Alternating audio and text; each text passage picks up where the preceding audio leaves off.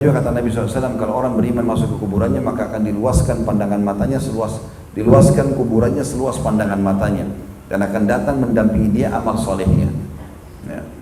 Sampai dia pun kagum, dia mengatakan, siapa kamu ini? Sungguh sempurna ciptaan Allah pada dirimu, karena wajahnya putih, tampan, bajunya bersih. Dia mengatakan, aku amal baiknya akan menemani kau sampai hari kiamat. Kalau dia orang fasik, banyak dosa, apalagi orang kafir, amal buruknya akan berbentuk wujud makhluk juga, tapi menakutkan. Sampai dia mengatakan, pergilah kamu dari aku, siapa kamu yang sungguh buruk ciptaan Allah pada dirimu. Maka dia mengatakan, aku adalah dosa-dosamu yang akan menemani kau sampai hari kiamat. Maka di sini Nabi SAW bilang, jadilah kuburannya si mu'min menjadi taman dari taman surga, dan jadilah ya kuburannya si kafir atau fasik menjadi lubang dari lubang neraka. Tentang masalah kematian, teman-teman, ini adalah fakta dan pasti akan terjadi.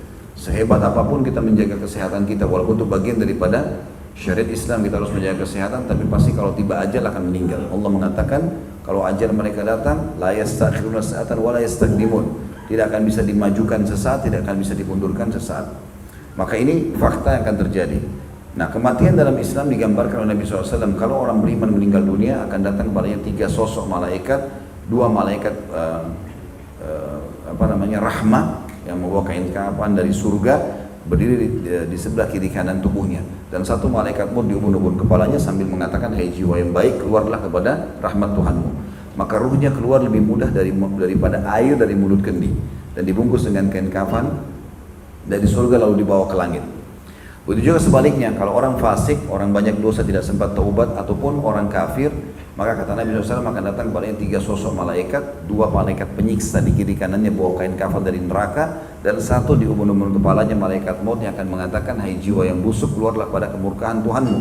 Maka ruhnya berserakan di tubuhnya, lalu malaikat maut menarik dengan kuat, dengan paksa, sampai ibaratnya seperti bulu domba yang basah yang dililitkan di pohon berduri, lalu ditarik dengan keras sehingga berantakanlah bulu domba tersebut.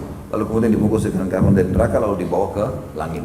Riwayat ini panjang, tapi saya simpulkan karena bahasan kita tentang hari kiamatnya langsung ya. Intinya ada itu. Kemudian setelah itu pindah ke alam barzah. Alam barzah, alam kuburan. Kalau teman-teman pernah ikut sholat jenazah, dia terdiri dari 4 takbir. Takbir pertama baca Al-Fatihah tanpa iftitah, tanpa surah. Takbir kedua membaca salawat Ibrahim, salawat yang kita baca pada saat tahiyat. Allahumma shalli ala Muhammadin wa ala ali Muhammad, Allahumma shalli ala Ibrahim wa ala ali innaka Hamidum Majid, dan seterusnya. Dan yang ketiga mendoakan mayit. Nah, di antara doa kita buat mayit di takbir ketiga ini dan takbir keempat mendoakan diri kita atau langsung salam juga bisa. Ini antara doa kita adalah Allahumma rzuqhu daran khairan min darihi, ya Allah karuniakan dia tempat tinggal lebih baik daripada tempat tinggal di dunia, wa ahlan khairan min ahlihi, keluarganya lebih baik daripada keluarga di dunia. Maksudnya yang teman yang di kuburan itu adalah amal solehnya, jadi keluarganya. Wa jaran khairan min jiranihi, dan tetangga lebih baik daripada tetangganya. Maka ini menandakan memang di alam barzah itu, di kuburan itu, walaupun kita melihatnya tanah dan batu nisan, itu ada kehidupan. Itu rangkaian paket iman kepada hari kemudian. Makanya Nabi SAW pernah ngelewatin 2 kuburan, beliau mengatakan sesungguhnya penghuni 2 kuburan ini sedang disiksa. Dan mereka mengira mereka disiksa bukan karena hal yang besar, bukan dosa besar, tapi itu adalah dosa besar.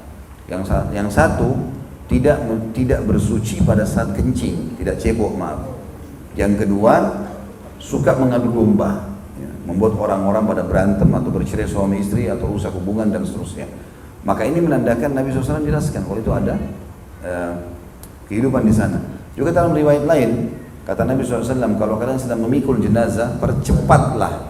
Kalau dia orang beriman yang sedang kamu yang pikul, maka dia akan berkata, ya, bawalah dia kepada kebahagiaan dan ketentraman. Tapi kalau dia orang kafir atau orang fasik, maka dia mengatakan celakalah, ya, kemana kalian akan membawanya. Andai saja kalian bisa mendengarkan suara ruh itu, maka kalian akan meninggal juga seketika. Nah, faktanya ada gitu loh. Nah, itu contoh-contoh, berarti memang di alam barzah ada kehidupan.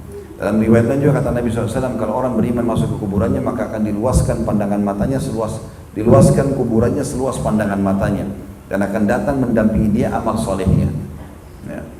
Sampai dia pun kagum, dia mengatakan, siapa kamu ini? Sungguh sempurna ciptaan Allah pada dirimu. Karena wajahnya putih, tampan, bajunya bersih. Dia mengatakan, aku amal baikmu akan menemani kau sampai hari kiamat.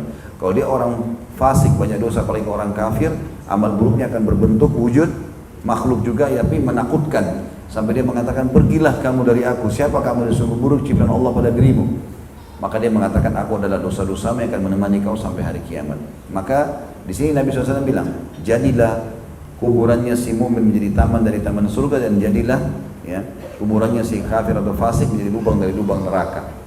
Makanya di antara doa yang kita dianjurkan teman-teman baca, ya Allah karuniakanlah aku atau jadikanlah kuburanku taman dari taman surga, jangan lubang dari lubang neraka. Ya, itu memang ada kehidupan sendiri.